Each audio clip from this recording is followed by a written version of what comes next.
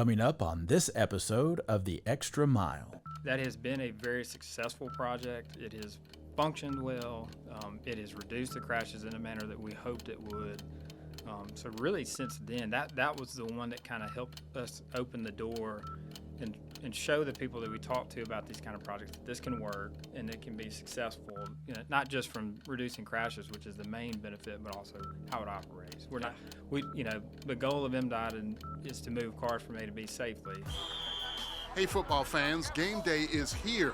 To avoid delays on the way to the game, make sure the MDOT traffic app is part of your playbook. To avoid fumbles this season, MDOT encourages safe driving. That means buckle up, obey the speed limit, and avoid distracted driving, especially in work zones. For more information, follow at Mississippi DOT on Facebook and Twitter.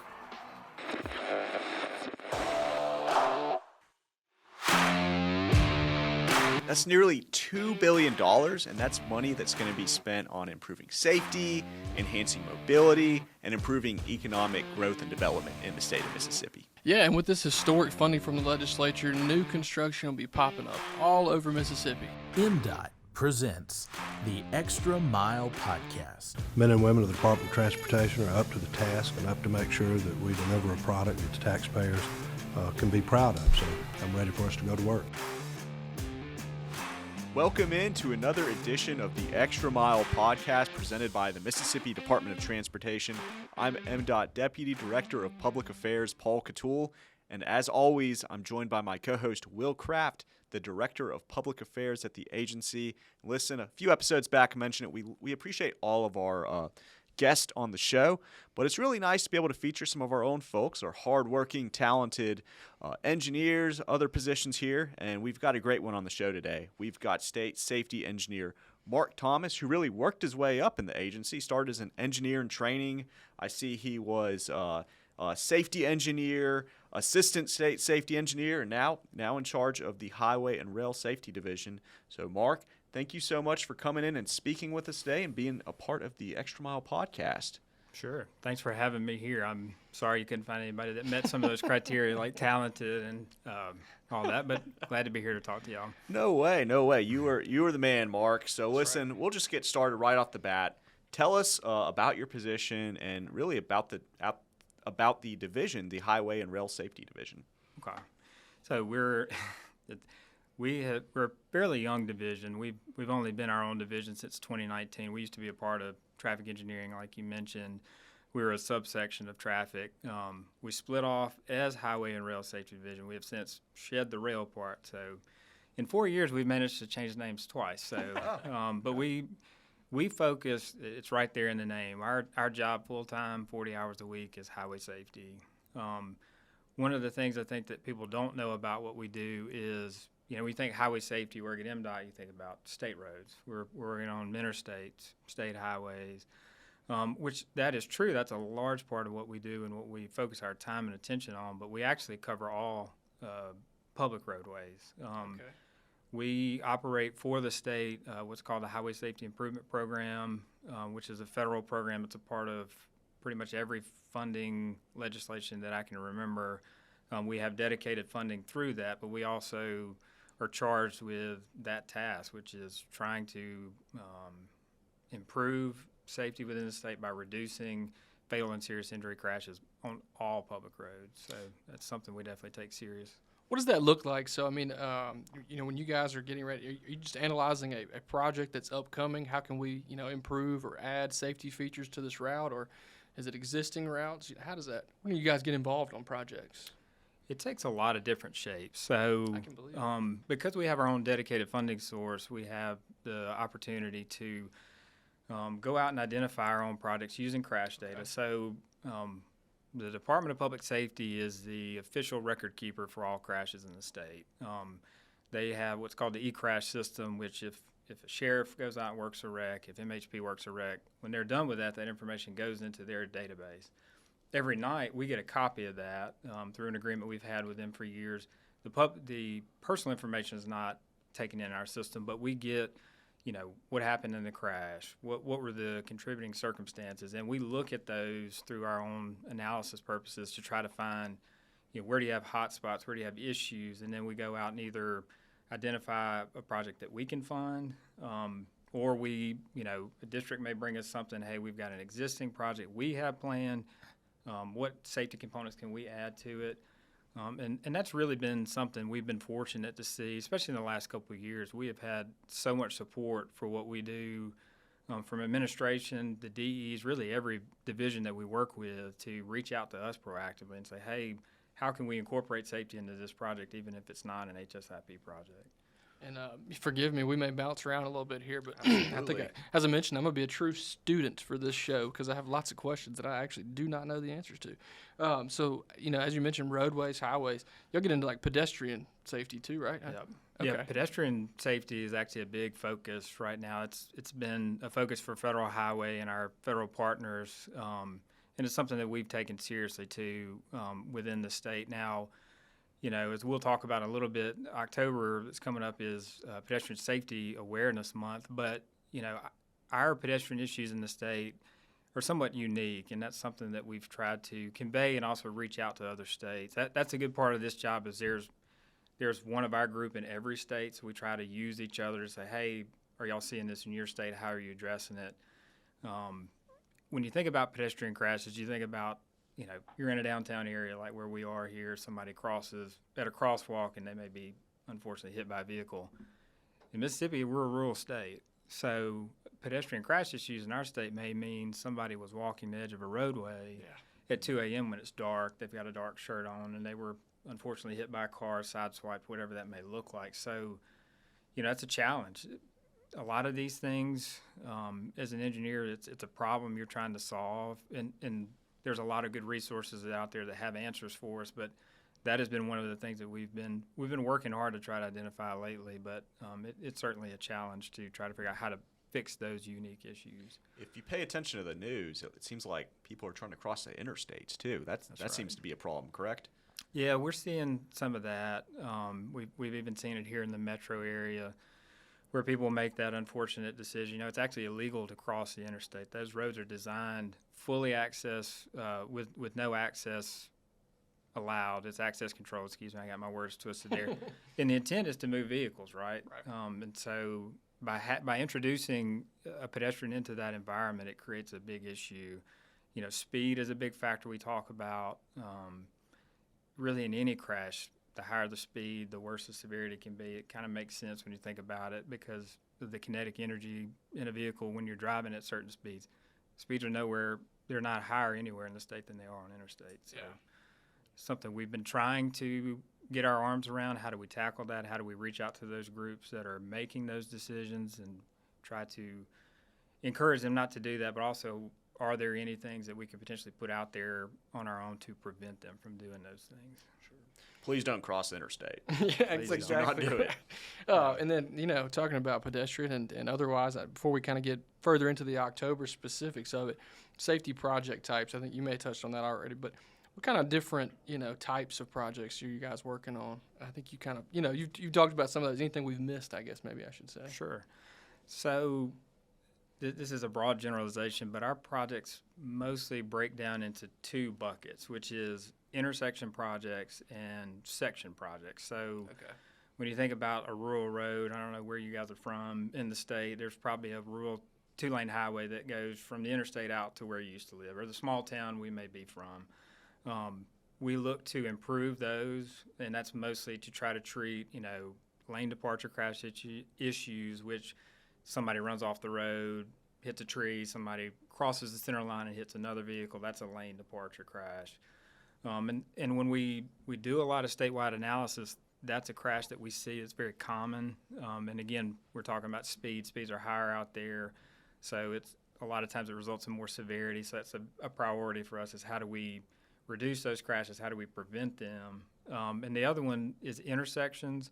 Again, we spend a lot of time in rural areas because that's where our severity is the highest. We keep going back to speed, but we do things in rural areas that may range from roundabouts, which we'll talk a little more about, a restricted crossing U-turn or an R-cut or a J-turn that's commonly known, which is access control at a four-lane divided highway. That's something that we've used a lot out of our toolbox, especially in the last couple of years. Has been very effective. We can do anything from signal upgrades, trying to make improvements at existing signals. There's a wide range of things that have a safety benefit that we either try to take on ourselves or incorporate into other MDOT projects. Well, then let's pick right up. You mentioned roundabouts. How have you guys utilized those and seen the effects pay off? Yeah, so it's been a great tool for us. Roundabout they're such a unique animal in that they serve so many different benefits. Like our main focus is safety, and there's tremendous documented benefit for that nationwide. Federal Highway's done a number of studies. There's a lot of information out there that's publicly available that talks about how successful they are at reducing those fatal and serious injury crashes. But there's also a lot of operational benefits. They can handle a lot more traffic, I think, than people know. So by using those in a lot of places, we're able to, serve multiple purposes. A lot of times when we get calls, the first thing is, well, can we get a signal out here? Can we get this? I think that's the way people have been conditioned. But one of the things we're trying to work on is, using roundabouts where they're appropriate to treat the crash issues and for the roadway environment, but trying to normalize that so that people get more comfortable with them. We've been preaching, and I think Brian even talked about it in the video he did for MDOT.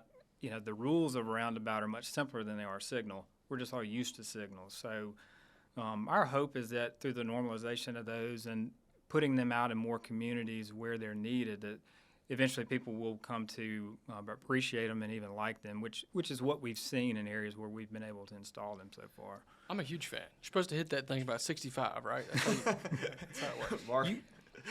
Just kidding. That's right? Yeah, I'll be looking for a crash report in our system for you sometime soon. So. Yeah. Will Craft. Full disclaimer, don't do that. Yeah. But I wanted to recently I had lunch with a guy from Hattiesburg today who was heaping praise on the just finished one, roundabout coming into downtown. Is there any others that kind of y'all just wrapped up where you've seen that improvement already, reduction of crashes? I know that's asking a very specific question of you. Sure. So one of the flagship ones and kind of one of the ones that we were initially able to break through in a rural setting was Highway 27 at Lee Avenue outside of Crystal Springs. That was one where we had some very tragic circumstances surrounding a fatal crash there, and they're all very sad. When you do what we do long enough, you want to know the information about the people who lost their lives because it makes it personal and it makes you motivated to try to reduce those and fix those issues. And there were some tragic circumstances around that one, and all the credit to Kevin McGee, who was the district engineer at that time. That was not an easy thing for him to take on because that was going to be one of the first in the state. But he stepped up.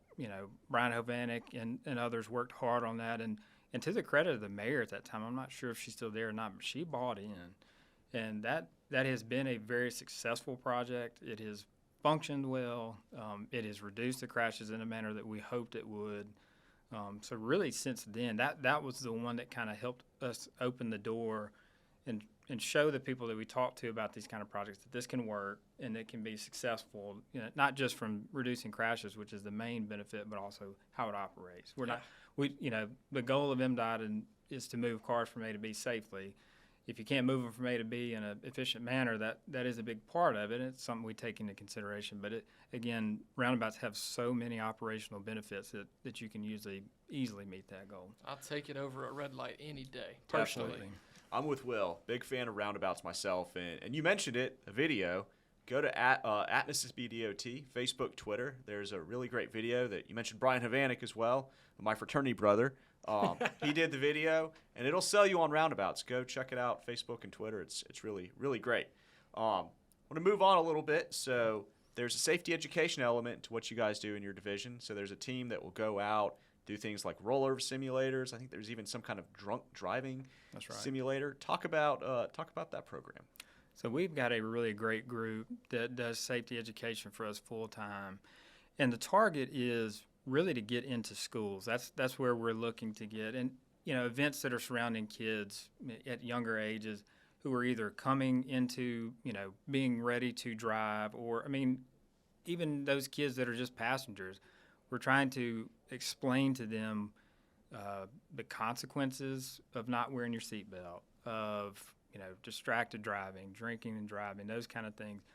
And we're able to use some of the tools that we have, the condenser, the rollover simulator, the drunk driving goggles, those kind of things, to actually show them what the consequences of those are. Sometimes it's, we were all kids once, right? Somebody shows up and they're all buttoned up and they tell you something's bad, and you're like, whatever, man, I just want to go back to the third period because, just get the day over with.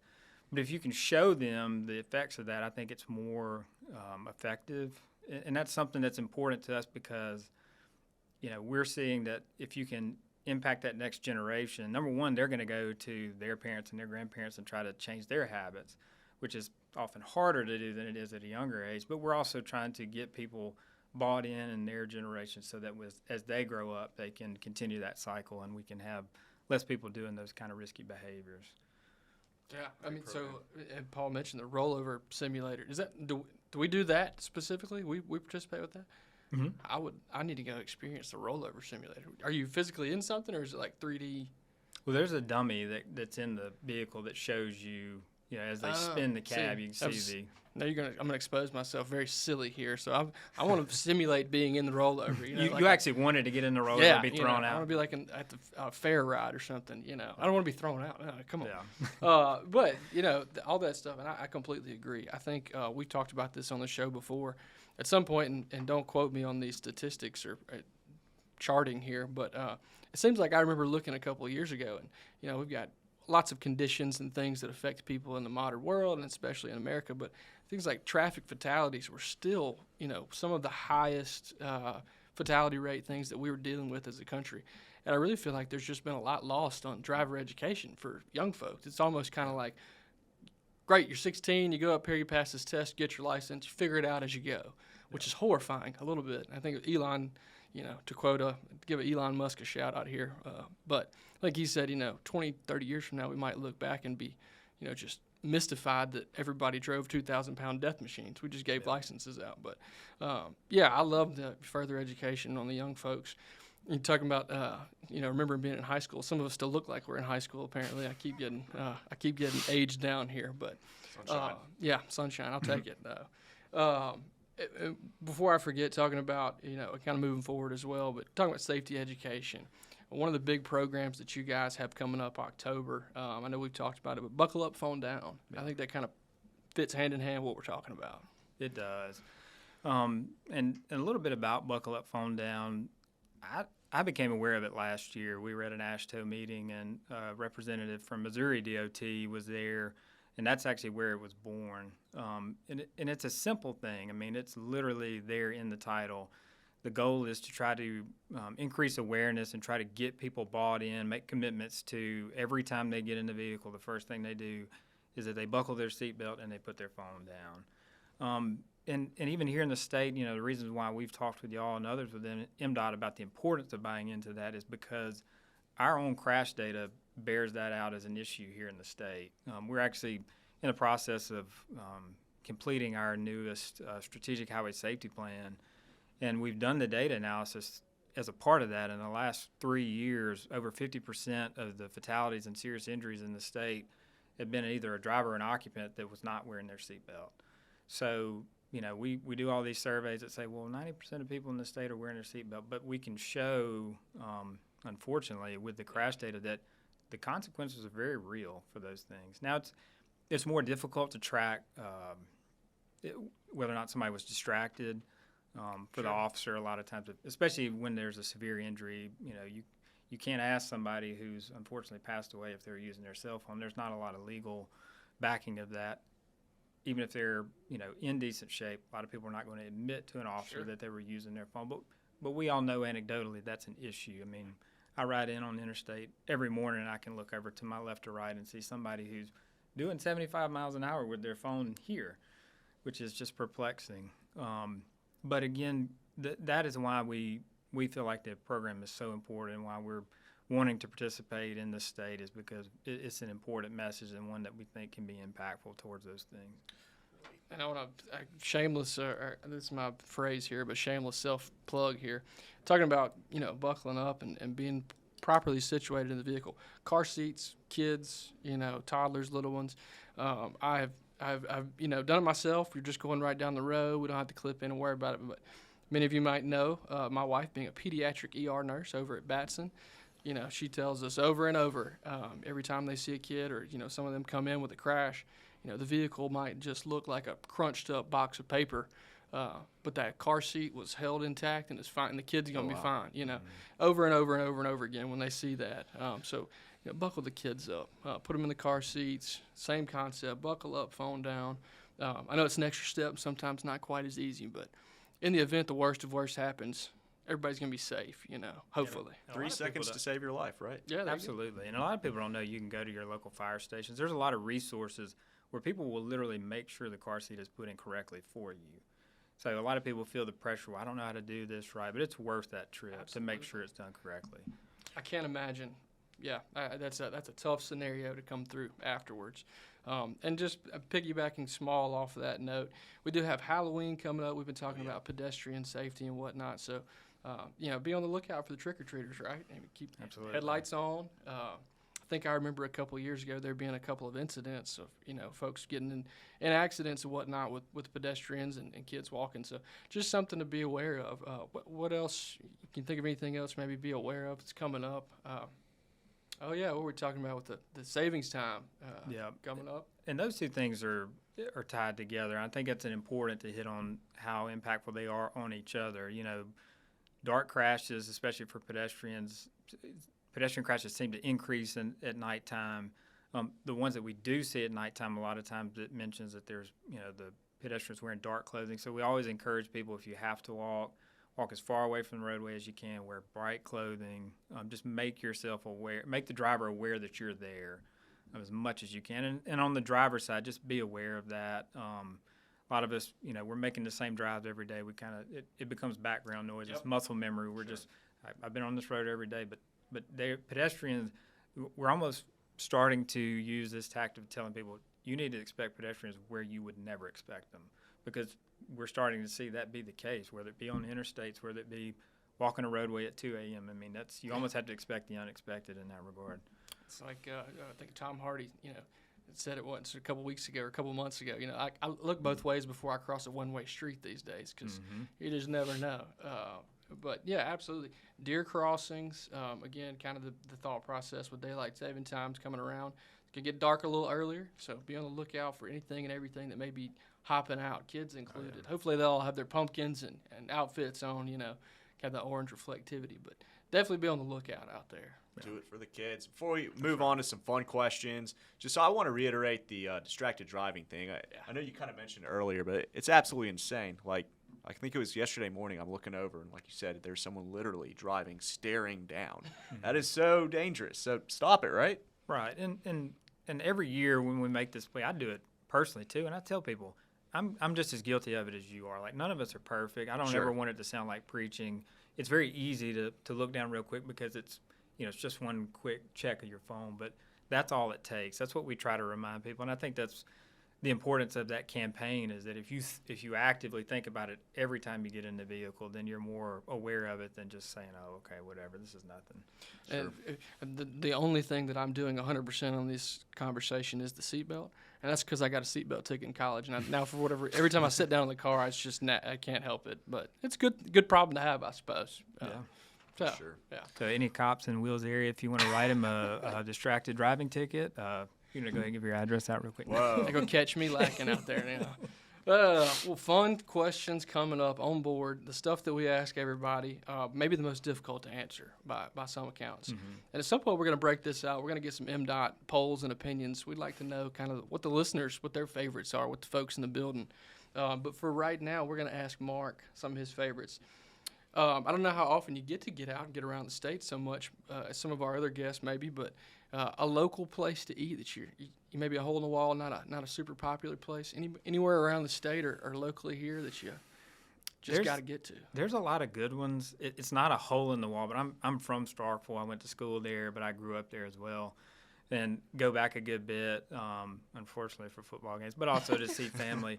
But Two Brothers, man, has never disappointed. Two Brothers. That's great food, and in Starkville, really one of my favorite places to eat statewide. I don't have a good off-the-top hole-in-the-wall place. I love those where you can find them where it's just grease on the walls and it's in like a plastic, paper bag or something. But There is a lot of, that's one thing I've enjoyed about this job is we get to travel a lot around the state and you find those places. I enjoy that part of it. Two Brothers, that's a first time answer on the show. I haven't heard that place It's a before. good one, and as an Ole Miss grad, I will vouch for Two Brothers Smoked Meats. It's Okay. a Wow, delicious that's a strong place. endorsement. Thank It you. is great. We'll have to hit it up next time Yeah. we visit Starkville. Shameless, well, I don't know why I can't stop using the word shameless, but a plug for a local place. Actually went to Vicksburg yesterday and was at the Southern Biscuit Company. Just talking about random places I came across. I mean, it kind of looks like a hole in the wall. I mean, because it is literally on the side of a hill and it's one door. You can easily miss it. It was fantastic. So Southern Biscuit Company in Vicksburg, Two Brothers in Starkville, fantastic places to stop in and get a bite. Gotta get that eat. Keeping the vibe the same there. Music. You got a favorite musician, favorite band? Probably Chris Stapleton if I had to pick a Love it. individual artist or band. I have listened to more like I guess they call it Texas country, but that kind of scene, and really listen to a lot more 90s country now, to be honest with That's what you. I'm talking about. Two I mean, Dozen Roses. If it's not broken, just break out the Shenandoah. I've got some friends that we've got a running joke about on Friday. I'll just send them a snap of whatever's playing, on my computer at work when I get in. I've just got a 90s podcast or playlist, so I love it. go with the old stuff. I love it. Yeah. And all right, what about the last one here? A concert. You got a favorite concert you've ever been to? I saw Cross Canadian Ragweed Oh, wow. in Nice. Starkville years ago. There used to be a place called the State Theater, and it was downtown. It was right on Main Street. I've heard rumors that it's coming back. It's been back and then dead and back over the years since I was in school. But it was like a random midweek night they were playing. And they're one of these bands that's really good live. But that was an enjoyable place to see a concert. But it was one of those things where I didn't have high expectations. I mean, I thought they'd put on a good show, but it was really good from That's cool. start to finish. And then Black Crows played years ago at Bulldog Oh. Bash, Oh. and they were fantastic. I mean, obviously this was not. I mean, it's probably been more years than I care to admit, but this was in the latter part of their career, obviously. But they were still just absolutely great. Those are awesome too. Those are definitely high up on the list of concert recommendations or answers, I guess, that we've gotten so far. Cross Canadian Ragweed. I haven't thought about them in a while. They're actually Cody Canada's actually playing at Dueling in December. Really? Oh. So there you go. Yeah. Go check it out. Paul's putting one on the list right now. Yes, Yeah. we're going to 53 concerts this year. That's got to be one of them. That's incredible. Looking forward to the Chris Stapleton album coming out Yeah. a little later, maybe this month, next month. Anyway, Mark, thank you so much for joining us. We also want to just thank you for everything you do for our state, literally keeping people alive. So thanks for joining us today. Thank y'all for having me. I appreciate it.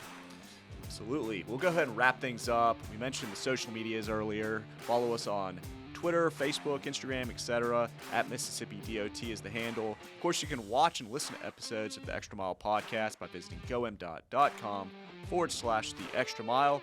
We want to thank our editor, Drew Hall, who's over there. He's making the show run for us. Great guy, very talented guy. Thank you so much. And remember to drive smart out there on Mississippi highways.